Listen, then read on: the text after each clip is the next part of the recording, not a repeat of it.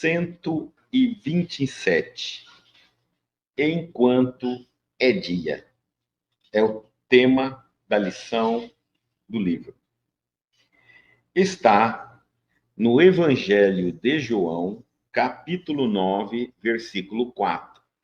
Jesus diz: convém que eu faça as obras daquele que me enviou, enquanto é dia. Bom, vamos entender. Não, eu vou ler e depois a gente volta comentando. Sabemos que o labor divino do Mestre é incessante e efetua-se num dia perene e resplandecente de oportunidades. No entanto, para gravar no entendimento o valor real da passagem na Terra, fala-nos Jesus de sua conveniência em aproveitar o ensejo do contato direto com as criaturas. Se semelhante atitude constitui motivo de preocupação para o Mestre, que não dizer de nós mesmos, nos círculos carnais ou nas esferas que lhe são imediatas, dentro das obrigações que nos competem na sagrada realização do bem eterno. Cristo não se refere à necessidade de falar das obras de Deus, mas sim de construí-la a seu tempo. Não ignoramos que, sendo ele o enviado do Altíssimo no mundo, os discípulos da Boa Nova são, a seu turno, os mensageiros do seu amor nos mais recônditos lugares do orbe terrestre. Os que vibram de coração voltado para o Evangelho são efetivamente emissários da divina lição entre os companheiros da vida material, onde quer que estejam, e bem-aventurados serão todos aqueles que aproveitarem o dia generoso, realizando em si próprios e em derredor de seus passos as obras santificadas daquele que os enviou. Jamais desdenhes desse modo a posição em que te encontrares. Busca valorizá-la através de todos os meios ao teu alcance, a fim de que teu esforço seja uma fonte de bênção para os outros e para o teu próprio círculo. Nunca te esqueças de aproveitar o tempo na aquisição de luz, enquanto é dia.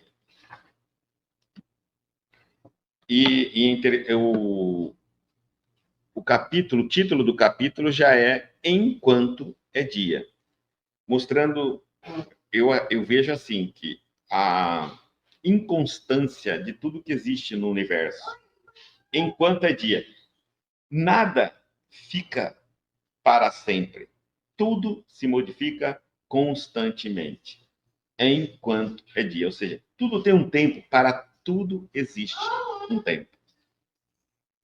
Às vezes nós não estamos atentos a isso, não estamos espertos a isso. É aquela história, né? Quando eu era criança, eu nunca imaginei que fosse crescer. Quando eu cresci, eu nunca imaginei que fosse assumir inúmeras responsabilidades. Depois que fosse envelhecer, e muitos de nós acreditamos ou nem pensamos na morte. Isso é uma maneira de ver como nós somos iludidos com a vida.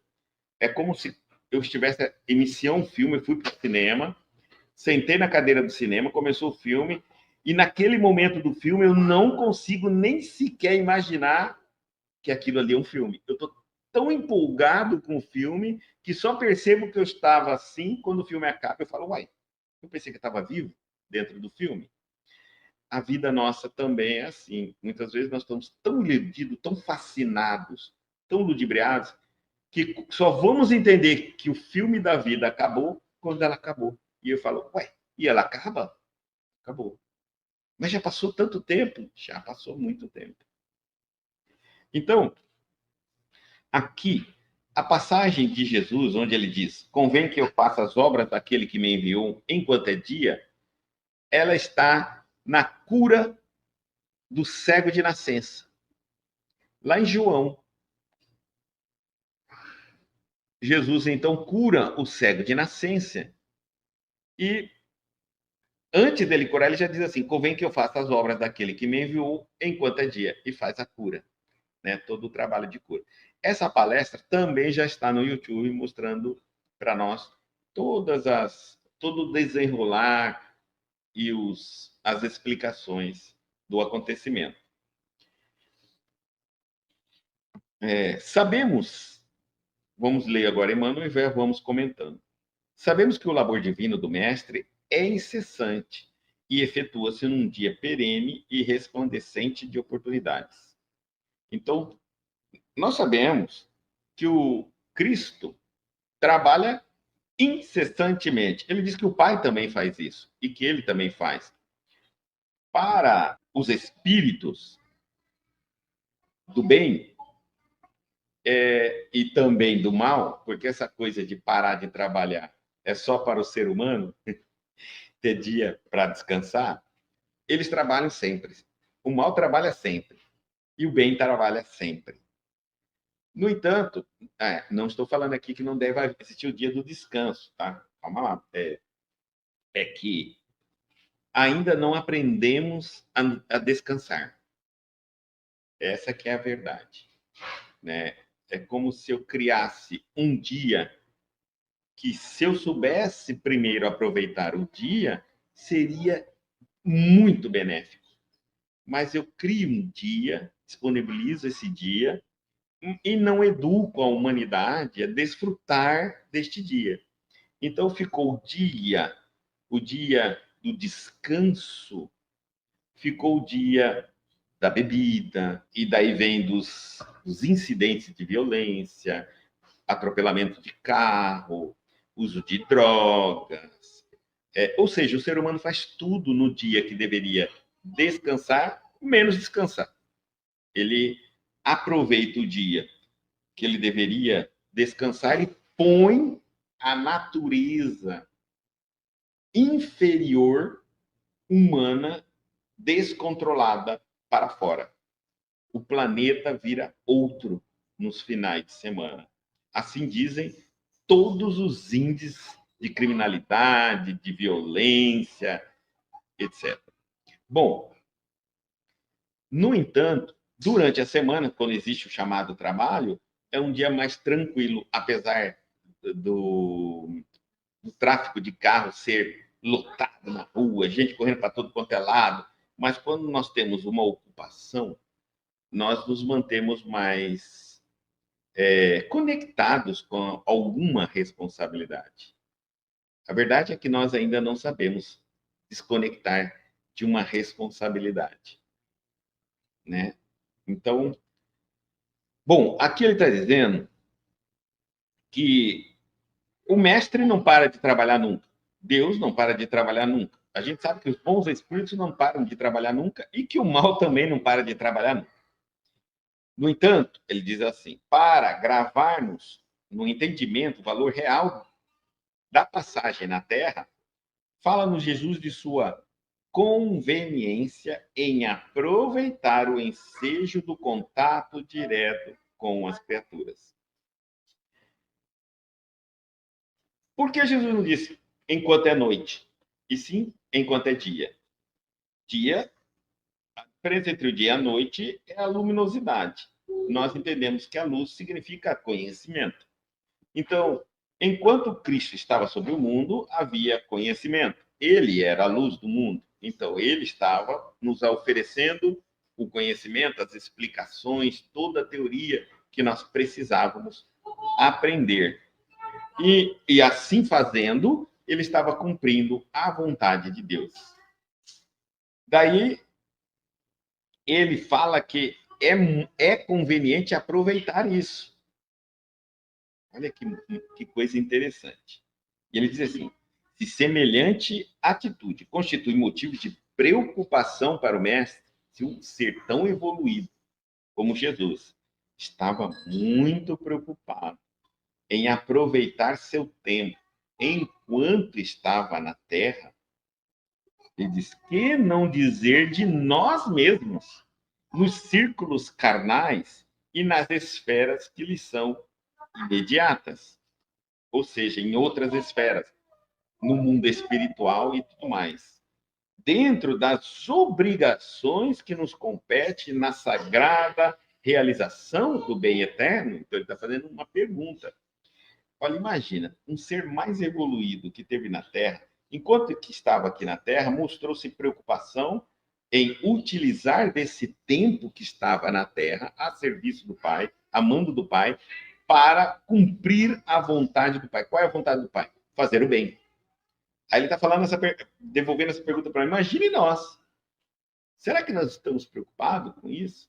Enquanto estamos na Terra, qual é o nosso nível de preocupação se estamos preocupados em aproveitar esse período, essas horas na Terra, realizando o bem, se tornando uma pessoa boa, realizando o bem que está que a gente puder realizar, ainda mais dentro das nossas obrigações, ou seja, naquilo que eu me comprometi após nascer, né? Eu me comprometi, sei lá, uma profissão, a ter uma família, ou não ter uma família. Eu me comprometi com algum trabalho. E a pergunta é: eu estou com esse trabalho que eu me comprometi também realizando o bem ou não? Então, porque a lição é clara. Enquanto é dia, enquanto é tempo, enquanto estou encarnado. Porque depois que eu desencarnar, aí já foi. Aí não tem mais jeito. Aí não adianta chorar o leite derramado. O Cristo tinha essa preocupação. E mostra para nós que se um mestre de tamanha envergadura tinha essa preocupação de aproveitar a vida física para isso, realizar o bem, fazer o bem e cumprir a vontade de Deus, imagine nós. Temos que ter, sim, essa enorme preocupação. Se estamos seguindo Jesus, né? Ele nos ensinou a isso. Cristo não se refere à necessidade de falar das obras de Deus, mas sim de construí-la a seu tempo. Aqui ele está falando, não é aproveitar a nossa vida terrena, que o Cristo não estava só preocupado em falar e ensinar as coisas. Ele estava também preocupado em praticar essa obra, exemplificar, colocar em ação as palavras, porque palavras por palavra não tem sentido nenhum, né? Se nós não colocarmos em ação, de nada adianta. Pelo contrário, vai servir ainda mais para nós não podermos alegar que não sabia o que tinha que se fazer. Então, eu digo assim às pessoas, o Cristo não estava preocupado em apenas ficar fazendo palestra, divulgar, falar do conhecimento. Ele também precisava construir, colocar em prática as obras que o Pai queria que ele fizesse. E então, uma delas foi curar esse homem que era um cego de nascença. Isso é muito interessante. É nessa passagem que os apóstolos, os discípulos perguntam a Jesus quem era, né? Ele diz assim: quem pecou, ele ou seus genitores, para que fosse gerado cego? Naquela época, tinha-se também uma compreensão de que os erros cometidos pelos nossos ancestrais, pais, avós, bisavô, tataravô, eram cobrados até a terceira geração. Então, os que nascessem naquela família que tivessem cometido determinados erros poderiam ser cobrados. Hoje nós vimos esses nomes chamados de maldição de família. É um monte de nome que eles dão para dizer que uma pessoa nasce cego, paralítico, paraplégico, com algum problema, surdo, mudo. Eles dizem que isso não é reencarnação. Para justificar que não existe a reencarnação, é uma maldição de família. Não foi aquela criança que nasceu assim porque ela cometeu o erro, mas foi o pai dela, ou o avô dela, ou o bisavô dela, ou o tataravô dela. Alguém cometeu algum erro e aquela criança está pagando pelos erros dos pais. Então, Por isso eles perguntam a Jesus, os discípulos, para ver se a lei estava certa. Ó, Senhor, quem pecou? Ele? Porque eles falaram, ele nasceu cego. Olha uma pergunta bem cabulosa para Jesus, né? Ele pecou? Porque ele nasceu. Imagina, que mal um feto pode cometer dentro da barriga da mãe para ser punido e nascer cego? Aí ele diz, ele ou seus genitores? Jesus respondeu, nem ele pecou, nem seus genitores. Compreenderam? Nenhum dos dois, mas para que fossem manifestadas nele as obras de Deus. Olha que coisa muito interessante.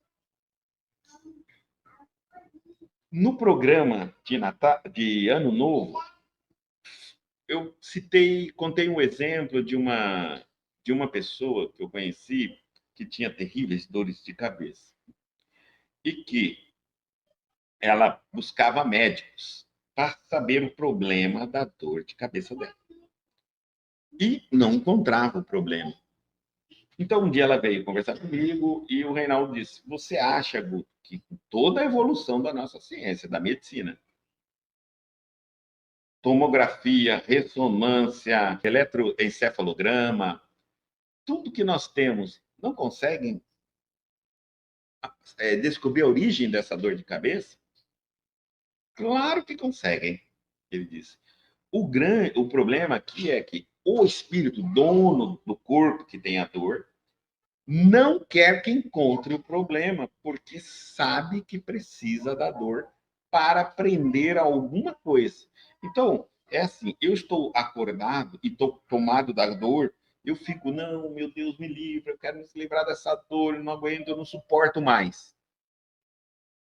Quando eu durmo, meu benfeitor vem conversar comigo, eu falo assim, não estou aguentando mais essa dor, pelo amor de Deus, não tem jeito, não tem na hora de descobrir essa cura, não tem como eu me livrar. Meu benfeitor fala assim, olha, é possível, a ciência está aí para isso. Mas e aí, sem a dor, você aprendeu o que você tinha que aprender? Aí, não, ainda não. Não é melhor aguentar um pouquinho mais essa dor até você despertar no mundo físico para a sua evolução? Ou você quer se libertar da dor e vir com um problema maior na próxima reencarnação, ou ter um problema aqui do outro lado quando morrer? Aí você, olha, óbvio, né, gente? Você já está encarnado, já está com a dor, você diz assim: não, deixa, eu vou aguentar mais um dia, mais 2 dias. Isso aí é 1 dia, 2 dias, 3 dias, 4 dias, 5 dias, vai indo. Só que quando eu reencarno, eu não lembro, quando eu acordo no mundo físico, eu não lembro que eu conversei mais um dia. E aí eu continuo reclamando, reclamando. É natural, tá certo? Mas o dia que eu permitir, eu falar, não, chega, eu acho que eu entendi o que eu tenho que fazer, o que eu tenho que aprender, imediatamente aparece lá o resultado. No próximo exame que eu fizer, está lá, constando para mim qual é o meu problema e como resolver e tudo mais. E vou me libertar da dor. Agora, uma coisa também. Uma coisa é eu descobrir o problema, outra coisa é me libertar do sofrimento, porque às vezes eu já resolvi, já consegui méritos para saber qual o problema, mas ainda não consegui méritos para me libertar do sofrimento. Tudo tem mérito nessa vida, é assim. Então eu vou passar um tempão tratando aí daquele problema. Mas pelo menos não estou na escura como eu estava antes. Eu tenho um problema que ninguém sabe o que é. Sabe? E por que não cura?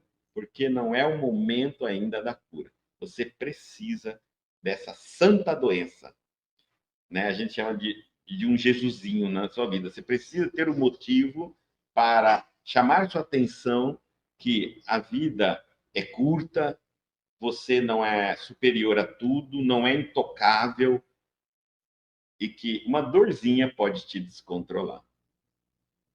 Isso nos torna mais humilde. A gente pondera mais a nossa caminhada na Terra. Porque senão a gente vai entrando naquela ilusão de que eu sou, eu posso. Bom, e aí ele está dizendo, nessa passagem da cura do cego de nascença, é isso. Então, nem foi ele que cometeu erro algum, nem foi seus pais. Então, por que ele nasceu cego? Porque ele queria ser um exemplo durante a vinda de Jesus na Terra. Ele se prontificou como um espírito, ele era um espírito evoluído, preparado para ser essa testemunha do Cristo. Então, foi muito importante, porque ele, imagina você, alguém dizer, olha, você pode nascer cego para que Jesus manifeste uma, uma cura, e através da tua cura, você sirva de exemplo, explicação para os seus irmãos na Terra. Aí você vai dizer assim, mas eu mereço? Não, não merece. Eu estou fazendo um convite a você. Você quer colaborar com a implantação do reino de Deus na Terra? Ou não? Você pode dizer não. Você merecer, não merece. Mas convidamos você porque você é uma das pessoas, um dos espíritos mais preparados para essa tarefa. Mas se não quiser, há outros. E aí, então, aquele espírito, imagina, ele recebe a missão de vir com uma doença, de se submeter a uma doença física, aguardando a passagem do Cristo ali naquele momento, e o Cristo liberta e cria uma situação maravilhosa, que é a explicação de Jesus, mostrando que nem toda doença vem do diabo, vem do demônio, vem do mal, mas às vezes a doença é a nossa salvação, a nossa misericórdia, a nossa evolução. O sofrimento é opcional, a dor é inevitável, mas o sofrimento é a maneira como eu me relaciono com a dor ou com as circunstâncias da vida. Há tantas circunstâncias que me faz sofrer, não tem nada a ver com dor. Tá certo? E há tantas coisas que me dói no corpo e que não me faz sofrer. São coisas absolutamente distintas. Este espírito de elevação vem. Olha, nós vamos aqui também ver uma pessoa que eu admiro bastante, que já existiu, que foi Chico Xavier, que passou por teve diversas doenças, no entanto, ele era um médium de cura de efeitos físicos. Francisco de Assis, um médium excelente, no entanto, morre de pneumonia.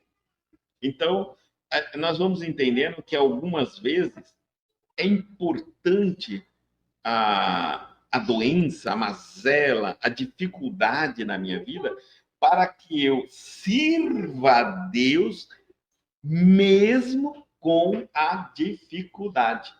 Servir a Deus quando você tem uma vida tranquila, farta, no mínimo, isso é gratidão. E se você não faz isso, tendo uma vida tranquila e farta, você, no mínimo, é ingrato. Né? Agora, você imagina servir a esse Deus, tendo todas as circunstâncias, todas as desculpas possíveis para dizer não posso. E ainda assim serve. É exatamente isso que este homem fez, o cego de nascença. Mas está lá na passagem na palestra, vai explicando todo direitinho o processo. Não ignoramos, continuando a lição, não ignoramos que, sendo ele o enviado do Altíssimo no mundo, os discípulos da boa obra são seu turno, cada um no seu momento de reencarnação, os mensageiros do seu amor, porque vem cumprir as orientações de Jesus, que são as orientações de Deus. Nos mais recônditos lugares do orbe terrestre. Olha, em todo lugar do planeta, onde houver seres humanos, haverá inspiração. Basta alguém querer fazer o bem, se preparar para fazer o bem, e será utilizado pelo bem a serviço da bondade. Assim como também em qualquer lugar do mundo, basta alguém querer fazer o mal e será utilizado pelos espíritos maus, pelas sombras, para fazer a maldade. É óbvio, né? Os que vibram de coração voltado para o Evangelho são efetivamente emissários da divina lição entre os companheiros da vida material, onde quer que estejam. Então, ele está dizendo às pessoas que, onde quer que elas estejam, não importa se servem a uma determinada, se são frequentadores de uma determinada denominação religiosa ou não, se estão afastados dos locais onde possuem templos, igrejas, terreiros, centros espíritas, sinagoga, não importa onde quer que esteja. Lá no máximo, lá no finalzinho do mundo, eles estão dizendo assim, olha, se o seu coração está voltado para o Evangelho, você estuda o Evangelho, você lê o Evangelho, você procura entender o Evangelho, você é um emissário da divina lição. Então, não se menospreze, não se diminua. E ele está dizendo, onde quer que esteja. E diz mais assim, e bem-aventurados serão todos aqueles que aproveitarem o dia generoso, a sua reencarnação, os dias tranquilos. O dia generoso é a reencarnação nossa inteira, tá? Apesar que a gente não passa só momentos felizes na nossa reencarnação, a gente passa muitas tribulações, muita dificuldade e muitas coisas boas também, tá certo? Mas é visto como um dia generoso, porque comparando sua vida hoje na Terra, você está no paraíso, você não imagina de onde você veio e para onde você voltará. Pense bem isso. Olha o planeta nosso. Você acha difícil, né? Um planeta complicado, né? E se eu te contar que você não veio aqui na marra? Você comparou da onde você estava com esse planeta e achou que aqui é o seu paraíso. É 1000 vezes melhor da onde você estava. Por isso é que você sonhou, lutou, quis reencarnar. Ninguém te obrigou, ninguém te trouxe na marra, ninguém te enganou. Antes de você reencarnar, todos tentaram dizer: olhe como é a Terra, olha o mundo que você vai, olha a dificuldade que é aquele planeta. E você comparava com onde você estava e você falava assim: mas aqui é 1000 vezes pior onde eu estou. Eu não tenho paz, eu não durmo, eu não tenho tranquilidade. Enfim, ali para mim já é um paraíso, a Terra é um paraíso para mim. No momento em que eu reencarnar, eu vou esquecer tudo isso que eu vivo agora. Eu vou reencarnar num local onde aparentemente eu vou pensar que eu sou uma pessoa boazinha, que eu sou uma pessoa calma, que eu sou uma pessoa tranquila. A impressão que dá assim, olhando sucintamente, parece que eu sou um anjinho que caiu do céu e assumi um corpo. Às vezes eu chego a pensar, será que eu mereço esse planeta tão horrível assim? Pois é, esse momento de você perder as lembranças de onde você veio e por que você veio, isso aqui é a misericórdia de Deus. É o amor divino. Se você lembrasse de onde você veio e todos os erros que você havia cometido, no mundo físico você enlouqueceria. Ficaria completamente transtornado. Como a gente precisa nos ocupar com o ganha-pão, com a profissão, com uma série de coisas no mundo físico, eu não tenho como manter uma lembrança de outras existências. Mas quando eu desencarno, que eu não tenho mais que trabalhar, não tenho mais que comer, não tenho mais que beber, não tenho que sobreviver, eu já não vou mais morrer, já estou morto. Aí sim, eu me ocupo inteiramente com os erros e acertos na minha trajetória evolutiva. Então, aqui está. O dia generoso. Bem-aventurados são todos aqueles que aproveitam o dia generoso. Mas também podemos entender que o dia generoso de uma pessoa é aqueles dias que você está sem dor, tranquilo, está sem doença, não está devendo ninguém, não, sabe, Às vezes a gente passa uma semana nesse planeta sem problemas, sem dificuldades, sem desafios. Este é um dia generoso. Você pode entender assim. E aí ele diz assim: bem-aventurado os que aproveitam o dia generoso, realizando em si próprio e em derredor de seus passos as obras santificadas que os enviou. Reinaldo nos diz assim: Guto, num momento, quando você pensa assim, puxa, a minha vida deu uma tranquilizada, eu consegui acertar minhas despesas, eu equilibrei minhas despesas, então eu estou tranquilo financeiramente. Eu dei uma equilibrada na minha saúde, né? E estou mais tranquilo com a minha saúde. Eu dei uma equilibrada nos meus relacionamentos, enfim, eu fui equilibrando. E parece que eu estou mais tranquilo. Ele fala: aproveite esses dias para você estudar, para você aprofundar, para você aprender, para você treinar o bem. Porque no momento que a tempestade chegar, você vai estar treinado, preparado, fortalecido para enfrentar os embates. Se você aproveitar esses momentos para descansar, você vai enfraquecer. E quando chegar os embates da vida, você já vai estar mais fraco, você não vai suportar e vai sucumbir, vai ceder às tentações, aos intentos, aos maus intentos da vida. É assim que ele nos treina, né? É como faz o atleta. Ele treina, treina, treina para no dia da competição ele dar o máximo dele. Mas se ele ficar descansando nos dias que não tem competição, ele nunca vai vencer, não vai ter chance. Os cristãos também devem ser assim. Treinem bastante a bondade, o conhecimento, estudem, aprimorem, evolua, desenvolva a sua visão, seu entendimento para ter convicção naquilo que você consegue entender, pelo menos sua fé está fortalecida naquilo que você é capaz, esteja preparado, porque todos, sem exceção, passaremos por dias difíceis neste planeta. Aquele dia tão difícil para muitos já é um motivo para eles sucumbirem. E para você, vai ser um motivo para você testar o seu treinamento, a sua fortaleza, a sua resistência, a sua fé. Por isso que a gente fala que o cristão ele não tem medo do amanhã.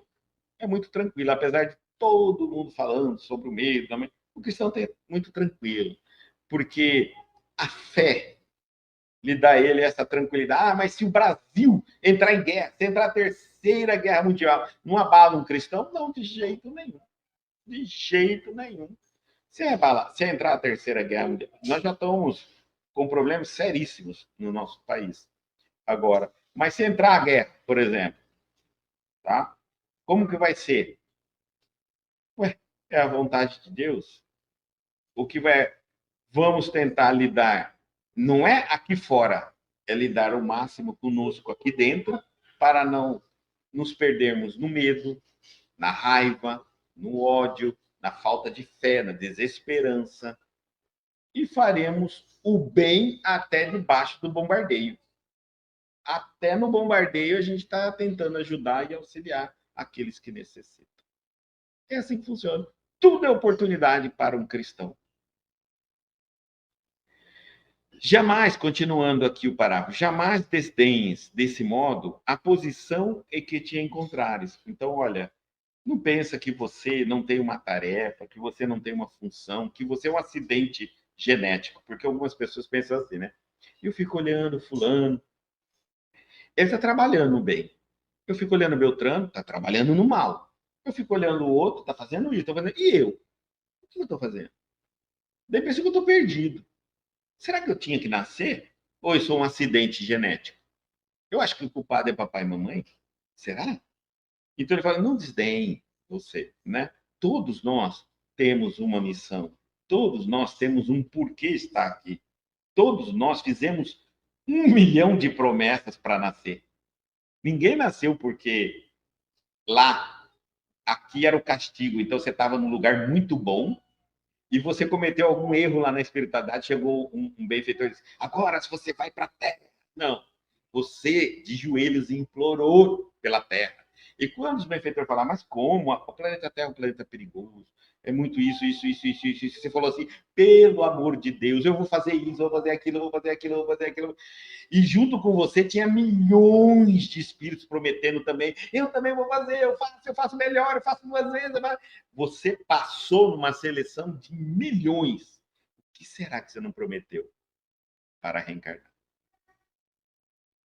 E aí chegamos aqui, a gente para, pensa e fala: hã? Eu estou aqui porque Deus quis, porque papai e mamãe que quis. Será que nós não temos um motivo para aqui estar? E ele diz assim: jamais desdenhe desse modo a posição que te encontrares. Busca valorizá-la. Para você encontrar o seu papel, sua missão neste planeta, o seu dom neste planeta, a primeira coisa que você precisa fazer é busque valorizar a sua existência. Sem isso não adianta, não tem como. Se alguém perguntar, você pode descobrir um dom se você também se dedicar ao mal, tá? Se você se dedicar ao mal, você pode descobrir um dom. Mas é melhor você descobrir esse dom fazendo bem. Então, quando você ainda não descobriu qual é o teu dom, qual é a tua missão, qual a finalidade da sua vida na Terra, primeira coisa para você poder descobrir, primeiro, valoriza a vida que você tem. Como, Guto, que eu vou valorizar a vida que eu tenho? Através de todos os meios ao teu alcance, a fim de que teu esforço seja uma fonte de bênção para os outros, olha só, e para o teu próprio círculo. Torne-se uma pessoa valorosa para todos que te cercam. Seja aquela pessoa que socorre, que esteja presente, que auxilia, que participa sem cobrar taxas de reconhecimento. Então, valoriza. Porque se você não valorizar sua vida, olha só, se você não valoriza a sua vida, você não valoriza as horas de existência física. Se você está respirando de olhos abertos, 1, 2, 3, 24 horas por dia, para você pouco importa. Você, desde a hora que acorda, só pensa em comer, para tomar banho, depois deitar e dormir de novo. Come e dorme. Então você não está valorizando sua vida. Se você não valoriza sua vida, você não valoriza as horas da sua vida, como que você vai descobrir o seu dom, a sua missão, o porquê você está aqui? Então vamos fazer agora o contrário. Vamos descobrir que agora você vai valorizar a sua vida. Então como? Ora, eu não leio qualquer coisa, eu não assisto qualquer coisa, eu não vou em qualquer lugar, eu não faço o que todo mundo faz, né? Eu começo a ser seletivo, porque eu estou quando você valoriza a sua vida, você valoriza as horas que você está de olhos abertos e consciente neste mundo, você vai começar a valorizar tudo à tua volta, tudo, porque tudo que está à tua volta depende de uma escolha de você participar ou não. A partir do momento que você está valorizando suas horas e essas horas não voltam atrás, então antes de eu escolher algo para matar o meu tempo, é a pior coisa que nós criamos, sabia? Eu estou fazendo aqui, eu estou matando meu tempo. Eu estou esperando as horas passarem. Você sabe quem espera hora passar? Preguiçoso. Quando nós trabalhamos, não tem tempo para fazer tudo que temos que fazer. Quando eu tenho tempo demais, tem alguma coisa errada. Tem alguma coisa errada. Veja, nós temos 24 horas num dia. Quantas horas você ocupa? Dormindo, comendo, se higienizando. Quantas horas da sua existência? Os que vendem colchões falam que já põe ali assim, ó, 30%, acho que é 30%, é só dormindo. Puxa vida, então você sobrou aí só 90%, só 60%, 70%. Agora você tira aí ainda comer, higienizar-se, né, seu corpo, cuidar do seu corpo, lazer. Pronto, agora sobra quanto, hein? Aí você põe assim, trabalhar. Então não tem tempo. Não tem tempo. Mas então por que está sobrando tempo na minha vida? Pode ter certeza. É a hora que você deveria estar dando valores à sua existência, essas horas. É a hora que você deveria estar cuidando do teu espírito. Pode ter certeza. Deus não falha, não erra. Não enviaria alguém na Terra para ter chance de pegar as horas e jogar fora, enquanto que o outro não consegue nem sequer dormir 6 horas por dia. Vamos fazer um teste aqui também. Divaldo Franco estava dormindo entre 6 a 4 horas por dia. Chico Xavier já dormia 4 horas por dia. Até menos do que isso, de 4 a menos por isso.